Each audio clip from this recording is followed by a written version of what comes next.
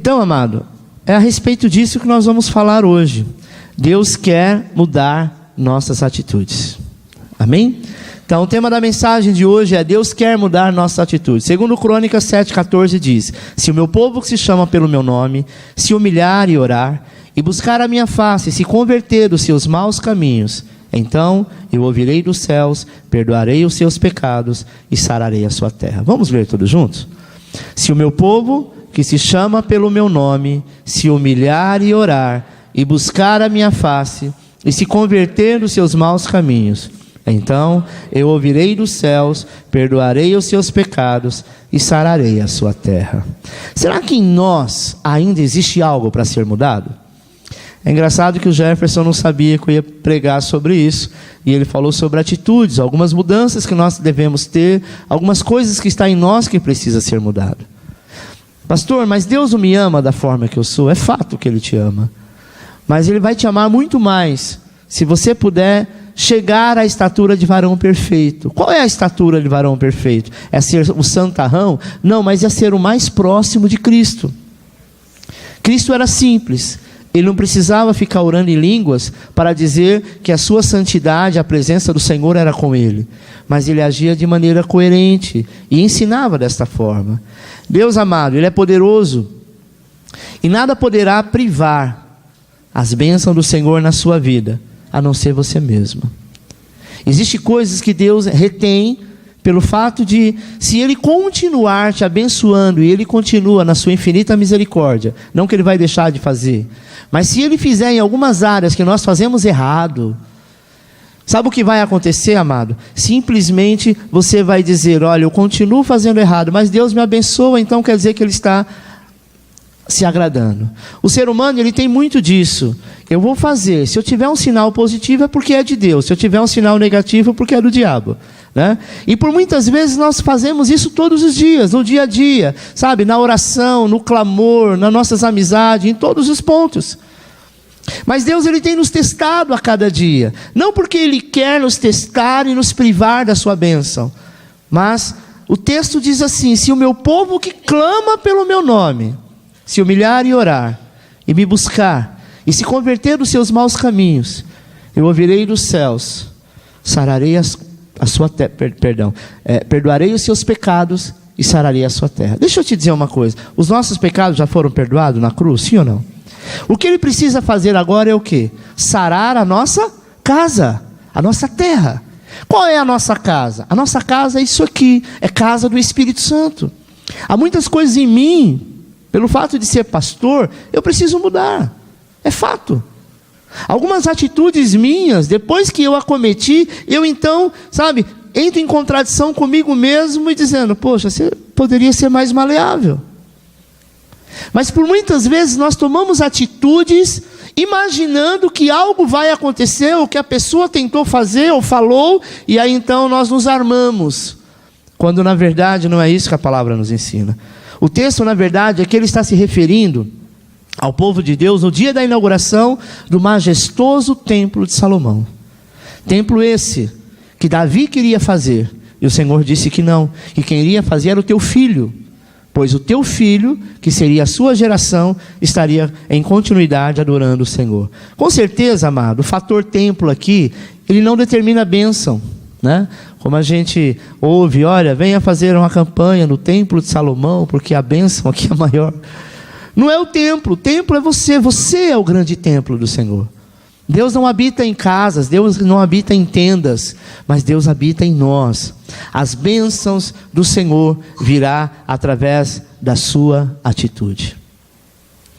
Afinal, o texto fala sobre bênção de Deus sobre o seu povo. Ele diz assim: ouvirei dos céus, perdoarei seus pecados e sararei a sua terra. Você acredita que o Senhor já ouviu o seu clamor? Que o Senhor já sabe aquilo que você quer, ainda que você não pediu? A Bíblia diz que antes mesmo, Salmo 139 diz, que antes mesmo que a palavra chegue aos teus lábios, chegue à tua boca, Ele sabe o que você quer. Antes mesmo de você pedir, Ele sabe a tua necessidade. Pastor, então eu não preciso orar? Nós devemos orar, porque quando nós oramos, nós determinamos o mundo espiritual para que a bênção saia do tesouro celestial e chegue até a nós. Você está precisando de R$100, você tem R$1 milhão na conta no banco. Amém? Posso ouvir um amém? Amém. Aí você fala, precisando de R$100.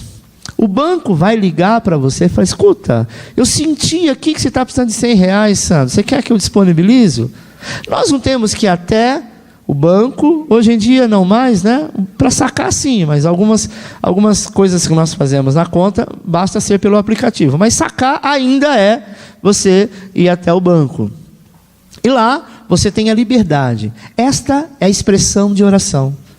Quando nós oramos, nós falamos com o Senhor. Ele diz assim, eu ouvirei dos céus, perdoarei os seus pecados e sararei a sua casa, ou a sua terra. Diante disso, amado, nós podemos afirmar que, sem sombra de dúvida, cada um de nós, com as nossas atitudes, queremos determinar. Você só vai alcançar aquilo quando você entrar debaixo do favor de Deus. E o que é entrar debaixo do favor? É saber que não merecemos, é saber que não oramos direito, é saber que não jejuamos direito, é saber que fazemos um monte de coisa errada, mas confiamos que a bênção do Senhor está sobre nós. Isso é favor.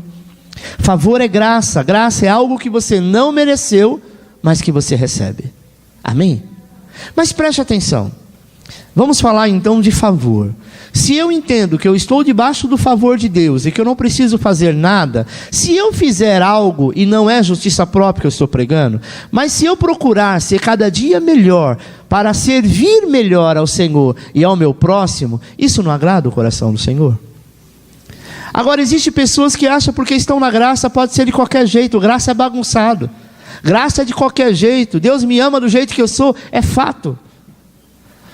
Você tem um irmão, vocês dois, seu pai e sua mãe, o seu irmão é o rebelde, e você é a joia rara da casa. Eu sei que o seu pai e a sua mãe ama muito você, tanto quanto ama o seu irmão, embora que aos seus olhos você acha que ele não deveria ser tão amado assim, pelas coisas que ele faz, porque essa é a tendência do ser humano. Mas eu quero te dizer que algumas melhorias, algumas atitudes, alguns favores, ele virá para você e não virá para o seu irmão. Pastor, você disse que Deus é assim? Sim. Eu quero te dizer, amado, que o sol brilha para todo mundo, crente e não crente, mas o justo é aquele que vai comer o melhor da terra. O justo é aquele que foi justificado pelo sangue do Cordeiro.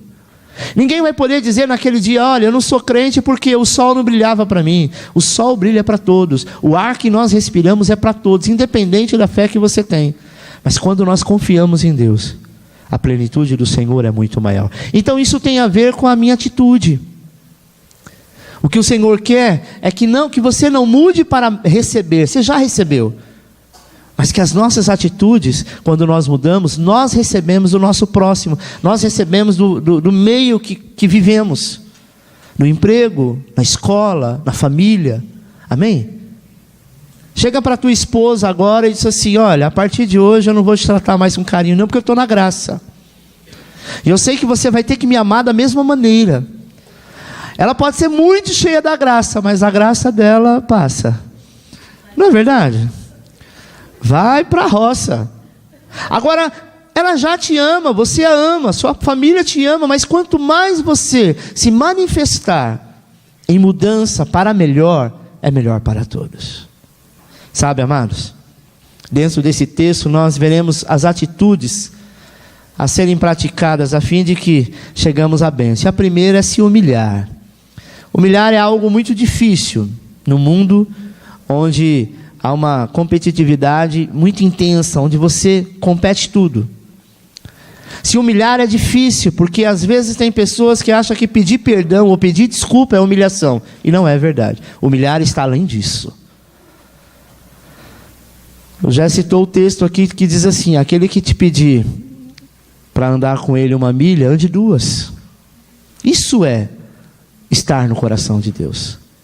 Só que por muitas vezes a nossa humilhação é, eu mereço, eu preciso, mas não olhamos o que está à nossa volta. Há em nós, amado, uma tendência humanista, de vermos o momento presente, o agora, eu preciso agora, não importa o amanhã. No entanto, o perder hoje quando você está de acordo com a matemática de Deus, é você ganhar somente a conquista do amanhã. Deixa eu te dizer uma coisa. Talvez o que você tentou conquistar hoje, você veio para a igreja frustrado, você não conseguiu. Mas pelo fato de você ter largado tudo e ter dito: Senhor, aconteça o que acontecer, eu quero te adorar porque tu é digno de adoração, você acabou de vencer a guerra.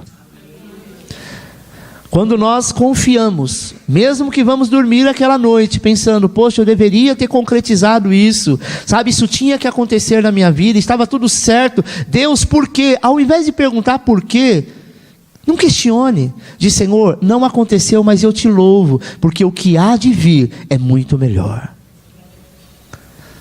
O salmista diz que o Deus de Israel não dorme e nem cochila. O guarda de Israel está contigo todos os dias. Nós entendemos que tinha que ser para ontem, mas nós precisamos mudar as nossas atitudes e confiar que o amanhã será melhor. Sabe, irmãos, humilhar é o hoje, e isso vai resultar em exaltação amanhã. De acordo com a Bíblia, nós podemos ver isso claramente. Lucas 14:11 diz assim: aquele que se humilhar será Tiago 4:10 diz: humilhai-vos perante o Senhor e Ele vos exaltará. Mateus 5:3: felizes são os humildes de espírito, porque deles é o reino dos céus. Olha que interessante. Felizes são os humildes de espírito, porque deles é o reino. Talvez você fale: pastor, mas o reino não se conquista por obras. Uma das maiores obras que nós podemos me fugiu a palavra. Ser firmado em nossa vida, sabe? Encarnar em nós é a humildade. Humildade para algumas pessoas é ser bobo. Não, fulano é bobo. Outras pessoas acham que humildade é pobreza. Nossa, fulano é tão humilde, aí você acha que ele é pobre, né? Não é isso, amado. Quando nós falamos de humildade, é aquela pessoa que não procura se exaltar sobre outros, mas se humilha para que o outro seja visto, seja aplaudido. Quer ver um exemplo simples de humildade? Eu fiz alguma coisa e de repente alguém falou: parabéns, Jaísio, aquilo que você fez foi maravilhoso. Eu posso ter a humildade de ficar quieto, porque importa o que eu fiz, e não precisa ninguém saber. Ou eu pulo na frente e falo: opa, ele não, rapaz, quem fez foi eu. Esse cara não sabe fazer nada. Toda vez que coloca alguma coisa na mão dele, ele não faz, ele me chama. Aonde está a humildade aí? Tudo bem, eu fiz para ajudar ele. Você não ajudou nada, você acabou de perder a guerra. Porque simplesmente você tentou se justificar, né? E muitas vezes nós fazemos isso. Eu fui lá, falei para o Humberto que não era para ele puxar a cadeira desse lado, ele poderia falar: ok, pastor. Mas ele fala: ó, foi a esposa. Ela que mandou. E eu só fiz isso porque ela falou para mim fazer. Quantas vezes nós colocamos a culpa no outro? Quantas vezes o Senhor nos testa? Mateus 5:3 diz assim: felizes são os humildes de espírito, porque deles é o reino dos céus. Salmo 103, versículo 7 diz: quem é como o Senhor nosso Deus, que do pó levanta o abatido e do monturo ergue o necessitado. Provérbios 18:12 diz: diante da humildade vai a honra. Hoje eu não falei que foi eu que fiz e tirei o brilho do Jajá. Talvez ele precisava daquilo hoje. Jajá, né? Eu vejo. Hã? Já está íntimo. Daqui a pouco eu vou chamar ele de Jai. Tem mais algum outro? Uma vez eu falei Jaísio, ele olhou assim, né? Não sei se foi você, alguém olhou, achou estranho. Aí eu falei: será que o nome dele não é Jaísio? Aí eu fui no sistema ver se era aquilo. José Jaísio. Mas José Jaísio é estranho, né? Aí alguém falou Jai, Jajá, e daqui a pouco eu já estou no Jai, Jajá. Já já você vai ser abençoado. Então, irmãos, deixa a estrela dele brilhar. Porque reino dos céus é quando você faz algo para que ninguém veja, mas que o Senhor veja. Não adianta eu dizer assim: olha, pastor, essa semana eu ganhei 5 almas. Uau, eu sou um grande evangelista. A minha coroa no céu vai ser enorme. A Bíblia diz que a sua glória ficou aqui, porque os aplausos você já recebeu. A sua honra ficou aqui. Então, quanto mais eu fizer ao Senhor e menos aparecer, melhor. Não é verdade, amado? Porque o meu galardão eu quero lá, eu não quero aqui. Então nós precisamos mudar isso. Não importa de quem é a honra é do Senhor. 2, orar. É tempo de tocar os céus através da oração. Para muitas pessoas, orar é como uma obrigação, é algo pesado, sabe? É algo custoso, é algo que é como um fardo. E para alguns é como um fardo para carregar. Se eu falo assim: olha, Fátima, amanhã eu preciso que você esteja aqui 8 horas da manhã e você esteja intercedendo pelo encontro até 9h30. Amém? Ela fala: eu? Se eu falasse: Fátima, amanhã nós temos um café da manhã com muito bolo, com muita torta, muitas coisas boas. Eu quero você aqui das 8 às 9h30. Amém, pastor, venho sim. Quer que eu venha mais cedo para poder ajudar alguma coisa? Quer que eu precise trazer alguma coisa? Não, eu faço questão. A oração, por muitas vezes, e eu falo isso porque às vezes nós fazemos escala do encontro, amado. Olha o pastor revelando. E é a hora do irmão fulano de tal. Ele sabe que é a hora dele. Ele fala: esqueci. Nossa, na madrugada, dormi. O abençoado, você faz isso em tempo esporádico. Quando lhe é dada a oportunidade, você diz que esqueceu. Por quê? Porque a oração para alguns é fardo. Aí você fala: não, pastor, eu pode me chamar que eu vou orar tantas horas. Não seja hipócrita. Sabe por quê, irmãos?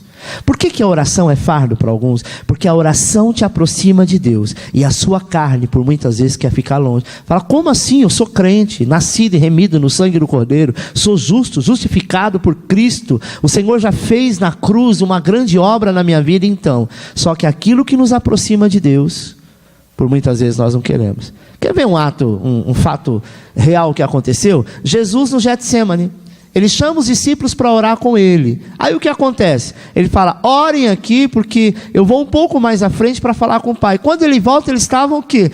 Tudo orando em línguas, é isso?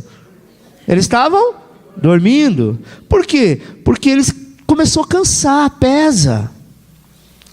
Alguns anos atrás, eu tinha muito costume, a igreja de Eldorado, de ir para o monte. Gostava de ir no monte. Não que eu não goste mais, mas hoje eu não vejo essa necessidade que eu tinha no começo. E tinha dias, amado, que era um peso tão grande. Tinha dia que era um fluir muito grande, mas tinha dia que era peso. Por quê? Porque algumas vezes que nós fomos orar no monte, era lá no Clube dos Bancários. Tinha um irmão que morava na chácara lá antes de ser Clube dos Bancários. Então a gente tinha um acesso pelo Clube dos Bancários, deixava o carro lá e entrava na chácara. Quantos aqui já foram no Clube dos Bancários? Entendeu? Faz muitos anos que nós não vamos lá, né? Enfim. E um ambiente de glória, tudo escuro. E algumas vezes, não todas as vezes, já muitas pessoas testemunharam isso, que as folhas se acenderam. A gente pegava as folhas secas, elas ficaram totalmente acesas. Se você ligava uma lanterna, ela estava apagada. Quando apagava, ela brilhava, né? Teve um irmão, o irmão José Carlos, que uma vez ele comentou com a mãe dele falou: eu queria ver, ela era católica, eu só acredito se eu ver. Ele falou: pastor, será que se eu levar para casa, no meio do caminho vai apagar? Eu falei: se você continuar perseverando, orando, ela vai manter acesa, porque o que mantém aceso vai ser a tua oração. E ele pegou um graveto de madeira e ele levou para casa. E nós íamos cantando na perua, tal, adorando ao Senhor, e ele levou para casa, e ele ficava: Senhor, não deixa apagar. Quando ele chegou, a mãe dele abriu a porta e falou: e aí? Acendeu a luz e falou: apaga a luz. Olha, mãe. Aí ela olhou e falou: não, isso aqui é mágica, acende a luz. Estava apagada. Apaga a luz, estava aceso. E ela fez isso várias vezes. Ela falou: isso não existe, realmente não existe. E isso é a força da oração. Não é a nossa presença que estava lá, mas quando nós oramos. Isso mostra o peso da oração, amado. Sabe? Jesus fala sobre a oração, que tudo que nós pedimos, crendo, nós receberemos. Jeremias 29:3 diz assim: buscar-me-eis e me achareis quando me buscar de todo o vosso coração. E por que você falou, pastor, que algumas vezes tinha um peso, não acontecia nada? Porque isso começou a vazar, as pessoas começaram a falar: olha, lá acontece isso, acontece aquilo, e o povo ia para ver, aí não acontecia nada. E uma vez, eu não sei se alguns irmãos estavam nessa época, que eu acabei parando tudo e dei uma bronca em todo mundo. Falei: gente, quem veio aqui para ver fogo, pega um bocado de folha seca, faz uma fogueira ali e acende. Aí você vai ver o fogo. Porque esse fogo que você quer ver depende de estar com o coração diante de Deus e clamar, senão Deus não vai responder. Você concorda que isso é a mesma coisa que transfere em nossas vidas? Nós queremos muito algo de Deus, mas nós não oramos, nós não buscamos, nós não nos humilhamos. E o Senhor disse no texto que nós abrimos: se você orar e você me buscar, clamando a mim. Clamar é diferente de orar, irmãos. Orar é falar com Deus. Clamor é algo além da oração. É a necessidade, é a fome, é o desejo. E por muitas vezes esse clamor já tem esfriado. Você compreende que você já deve ter percebido, talvez com você mesmo, algumas pessoas quando voltam de encontro, voltam todos acesos. E ao passar os dias é como se aquela chama fosse se apagando. Por que se apaga? Porque para de orar. Porque lá estão recebendo, estão sendo ministrados, estão orando, estão entregues ao Senhor. E quando nós deixamos de ser entregue, o fogo vai se apagando. Isso acontece com liderança, acontece com pastor. Então isso é algo muito sério. Não deixa nada apagar a chama do Espírito que está dentro do seu coração. Sabe, amado? Orar é invadir o impossível. Por isso que nos custa caro. Mas nós devemos ser perseverantes. Sempre depois dos dias de uma dieta de oração, nós vamos encontrar resposta de Deus. Esse é o tempo de você estar falando com Deus. 21 dias de oração. Mesmo que você não vá ao encontro. É um tempo que você coloca diante do Senhor. Senhor, eu quero jejuar, eu quero falar contigo. Que seja 5 minutos que você tenha lá. É o tempo que você acordou, você tem 5 minutos livre, depois tem que tomar banho e sair correndo para ir para o trabalho. Ainda que fosse 5 minutos. Mas se você fizer aquilo intensamente, eu tenho certeza que Deus vai começar a mudar a sua história. Sabe, o dia que você passa angustiado, o dia que você passa triste, preocupado, irritado, todas essas irritações vão embora, porque a presença do Senhor vai estar contigo. Aí você fala: pastor, mas você prega dizendo que o Espírito habita em mim. Fato, mas o Espírito precisa ser alimentado com o fogo que queima no seu peito. E isso só vai acontecer se você orar, se você clamar ao Senhor e buscar a tua face. Se não, amados, nós seremos apenas pessoas que nos convertemos, que cremos na graça, mas somos vazios e sem o milagre de Deus. Terceiro, buscar a minha face. Isso é mais do que orar. Nós podemos dizer que isso é pegar o troféu pela perseverança da oração. Eu só posso buscar a face do Senhor quando eu oro.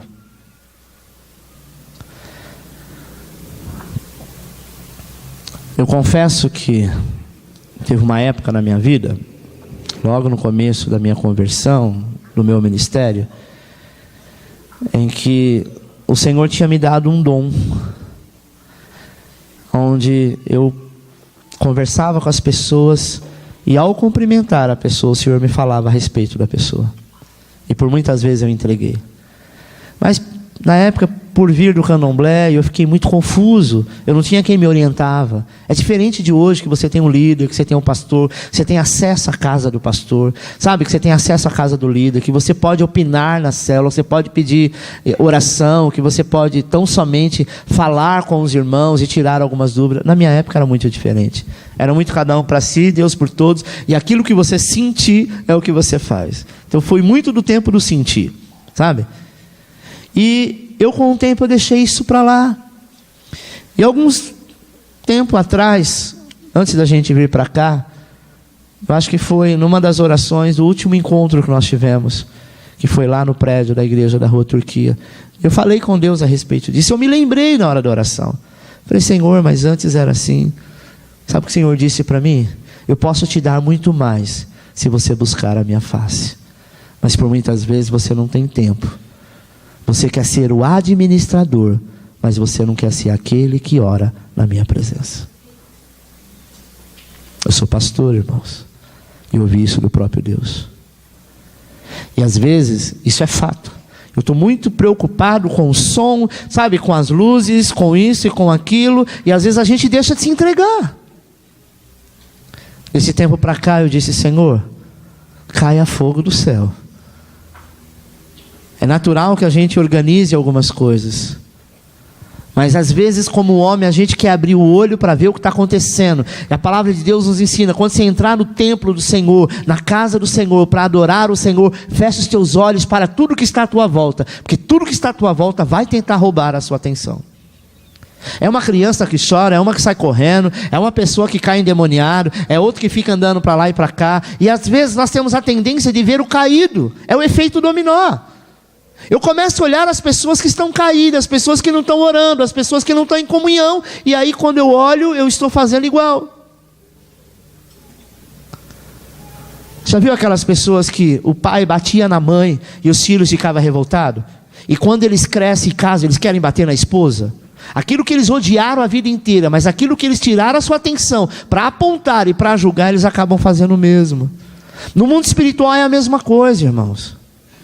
Se eu vejo uma pessoa caída, eu sou novo na fé, eu não consigo levantá-la, então eu peço para alguém fazer isso, mas eu quero cuidar primeiro da minha alma.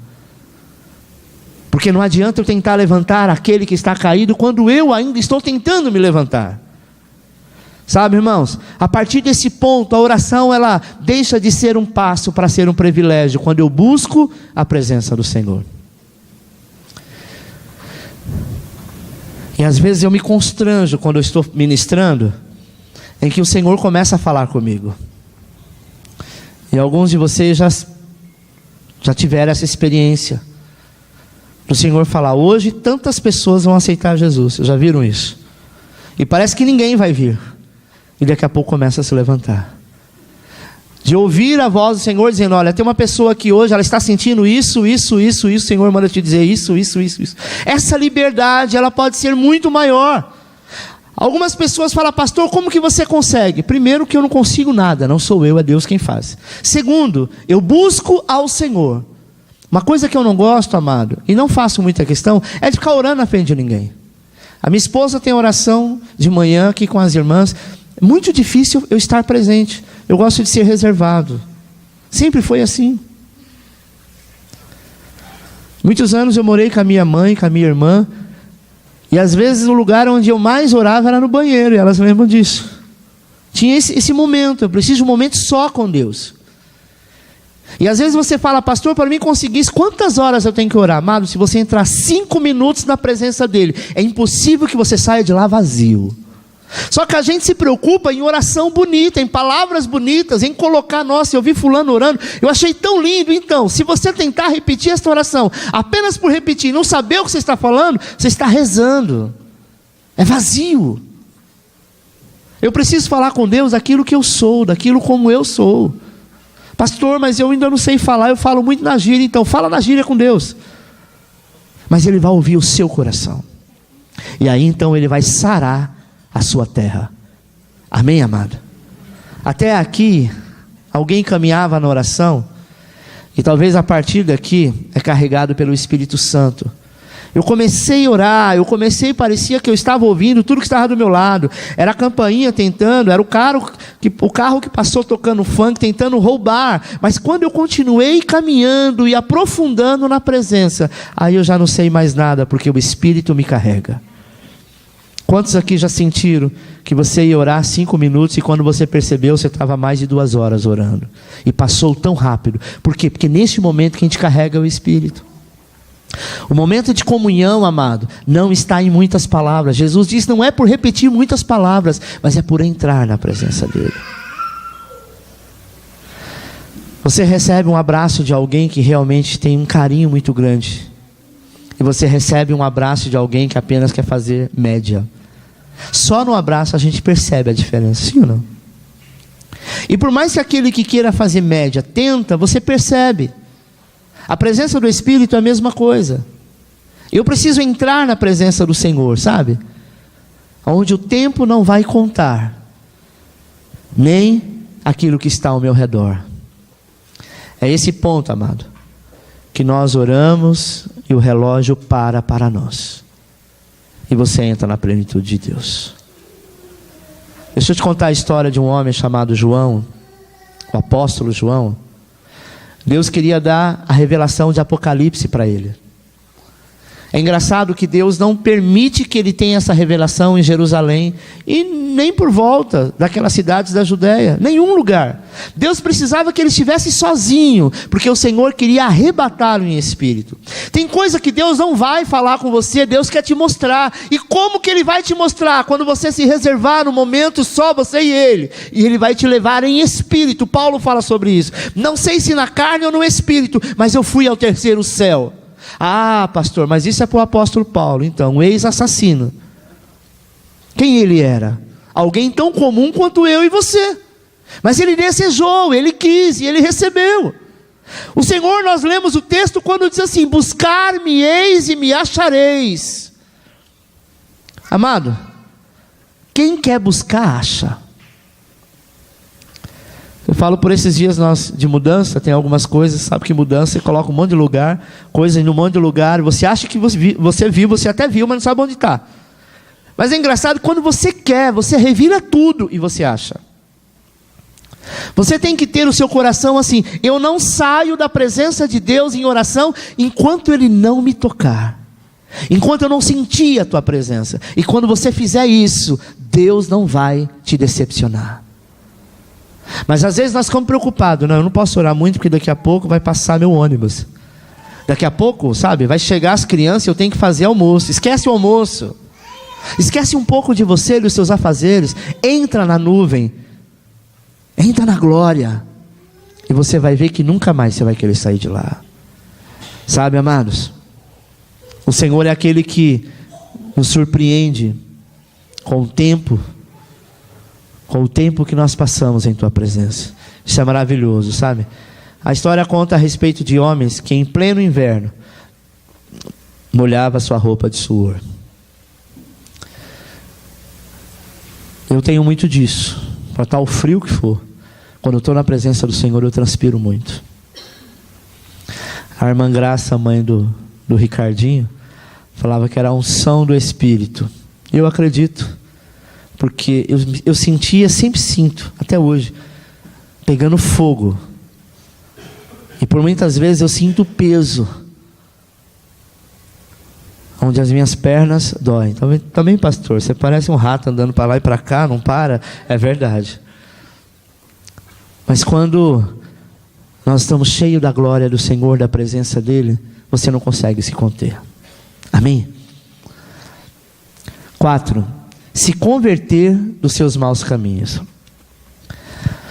Irmãos, para que a gente possa viver o descanso de Deus, a bênção do Senhor, nós precisamos abandonar certas práticas que estão incluídas na categoria de maus caminhos. Então, se eu me converter dos meus maus caminhos, que maus caminhos são esses? São algumas práticas que nos fazem andar por caminhos maus. Isso pode ser um pensamento, uma palavra, uma ação. Converter significa mudar a rota, mudar o caminho, mudar de pensamento. É uma mudança brusca, uma mudança radical. Se eu pedir para você fechar os olhos agora e falar assim para você: olha, a partir de agora, o Espírito vai colocar no teu coração, na tua mente, o que você sabe que precisa mudar. Não vai 3 segundos, você já vai lembrar. Sim ou não? Nós sabemos. Tem coisa como cristão que você precisa mudar. Tem coisa como filho que você precisa mudar. Tem coisa como marido, como esposa, como amigo, como membro, como servo, como líder de célula, como membro de uma célula. Sim ou não? Você quer que o Espírito Santo comece a revelar agora o que você tem que mudar. Sabe, irmãos? Ele revela a nós. Converter significa mudar a rota. Pastor, mas eu tenho mania de fazer isso, eu tenho um costume de fazer isso, mas incomoda alguém, isso não é bênção, isso não é legal.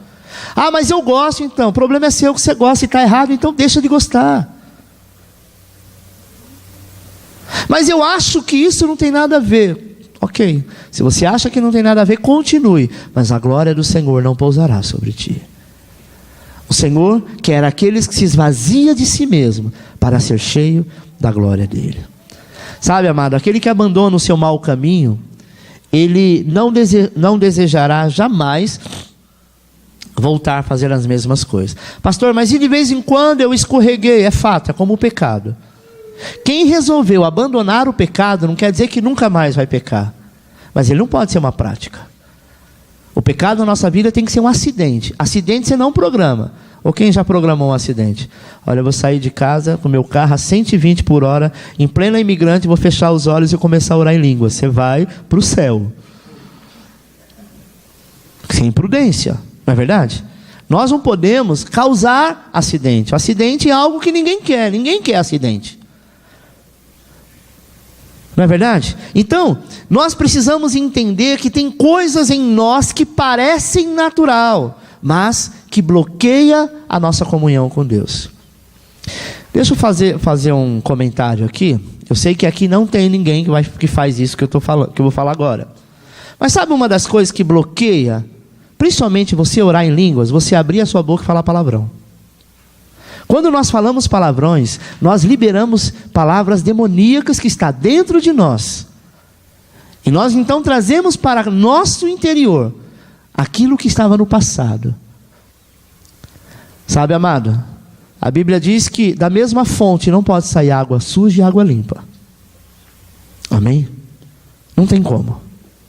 Uma coisa que nós precisamos entender é que a sua boca é santa. Olha, quem me conhece, meus filhos me conhecem, né? Minha esposa está comigo há muitos anos, minha mãe e minha irmã. Desde a minha conversão, eu já tentei falar palavrão na hora da raiva. Eu não consigo, porque não está em mim, eu fui liberto disso. Glória a Deus que eu não consigo. E quando vem a cabeça, fala, misericórdia, Senhor. Eu sou mais santo do que você? Não, mas eu tenho me policiado como você deve se policiar. Eu estou citando um exemplo simples, né? Ah, mas foi na hora da raiva. A Bíblia diz, irar que pode irar. Realmente você pode até ficar irado, mas você não tem que pecar. Jesus, quando ele vai lá no templo e começa a abrir todos aqueles celeiros, aquelas gaiolas, né? Aqueles viveiros de animais, ele estava irado, ele estava nervoso, mas ele não chamou ninguém de filho da Xuxa, da Hebe. Não. Ele não mandou, sabe, ninguém fazer nada que isso viesse tirar a santidade dele. Sabe, irmãos? É tão feio quando você vê uma atitude de um cristão, e mais feio ainda quando você vê alguém de fora olhando e dizendo, nossa, isso porque diz que é crente. É muito, sabe? Isso é muito triste para o Senhor. É isso que Deus quer mudar, as nossas atitudes. Por quê? Porque essas pequenas coisas naturais bloqueiam a nossa comunhão diante de Deus. E diante disso, amado, é onde nós ficamos fragilizados. E aí nós fazemos o quê? Fortalecemos o inimigo. O inimigo diz, está vendo? Você não mudou, é isso mesmo. Quer saber? É uma vez só, chuta o pau da barraca. Vai lá, quebra tudo. Faz um barraco danado, pelo menos você desabafa. Não, isso vai te marcar. Naquele dia diante do Senhor, quando nós nos apresentarmos diante do Senhor, isso são coisas que marcam, porque você não precisava fazer nada disso, sabe? Eu sei que isso são coisas que às vezes vai além do que nós deveríamos fazer, além das nossas forças. Quem aqui nunca desceu do salto, né? Mas não precisa falar palavrão, não precisa amaldiçoar ninguém. À medida que vamos nos colocando mais intensamente na presença de Deus, e nos aproximando, nos aprofundando, sabe? Nos tesouros da Sagrada Escritura, amado. Sabe o que acontece? O Espírito Santo nos convence e nos mostra quais são esses maus caminhos. Pastor, peraí. Então quanto mais eu me aproximo de Deus, mais Ele me cagueta? Sim. Verdade. Quer ver? Quanto mais eu me aproximo da Gláucia, do Jaísio e da Cíntia, mais eles vão me conhecer. Consequentemente, eles vão ver o meu defeito que antes não via. Não é verdade? O Espírito Santo, ele está aqui para nos organizar a nossa vida, sabe? E ordenar a bênção sobre nós. Ele não vai deixar de abençoar por algumas falhas suas, mas ele vai dizer, olha, você precisa mudar nisso, nisso, nisso. Se você quiser, você muda. Se não, você não muda. Porque ele não nos obriga, mas ele aponta aonde é. Pastor, mas eu nunca enxerguei isso. Então, mas agora você enxergou. Quer ver um exemplo simples da nossa conversão? Você vai para um lugar que antes você gostava de ir, para um barzinho, para um baile, alguma coisa parecida. Você foi lá porque te chamaram e tal. Quando você chegar naquele lugar, você não se sentir mais no ambiente, fala, meu Deus, o que eu estou fazendo aqui? Quem fala isso para você não é você. Não é a sua alma, mas é o Espírito que habita em você. Dizendo, aqui não é mais o teu lugar. Amém, amado? Conclusão, quando dizemos que nós mesmo é que determinamos a bênção através das nossas atitudes, não quer dizer que o poder está em nós de forma absoluta. Não é o que eu faço que gera a bênção e gera o favor, mas é que a bênção já foi liberada nos planos de Deus. E nós podemos avançar muito mais. Amém? Eu não sei porque que o Senhor está mandando eu dizer aqui, mas eu vou falar algo que eu tenho certeza que vai estar falando com alguém. Você pediu algo para Deus, o Senhor te deu, mas parece que no meio do caminho foi bloqueado. Eu não sei o que é, eu não sei quem é, mas o Senhor diz o seguinte: Ele não bloqueou, apenas estacionou. Mude a sua atitude e vai vir rios de bênção sobre a tua vida. Isso já aconteceu comigo. Deu, uau, consegui, deu tudo certo. E quando foi, paralisou. Eu falei, mas será que é o quê? Se eu fosse do mundo, eu acreditava em olho gordo e inveja, né? Ou macumba. Mas não creio nisso mais, porque eu sou liberto em Cristo. Mas Senhor, aonde eu errei? Aí você chegou no ponto certo. Não é que o meu acerto ou o meu erro vai liberar a mão de Deus, mas tem coisas que Deus puxa um pouco o freio de mão para que você não continue fazendo errado. Tem gente que continua e daí ele vai matando todo mundo, porque ele acha que ele pode, porque ele acha que agora está por cima da carne seca. Então Deus bloqueia de certa forma, nos ensinando. Sabe, irmãos? É como aquele brinquedo que você deu para aquela criança, ele queria tanto, mas ele está fazendo tanto barulho, ele está esnobando todo mundo, ele não deixa os primos brincar, e ele começa a causar confusão por causa daquele brinquedo. O que você faz com o brinquedo?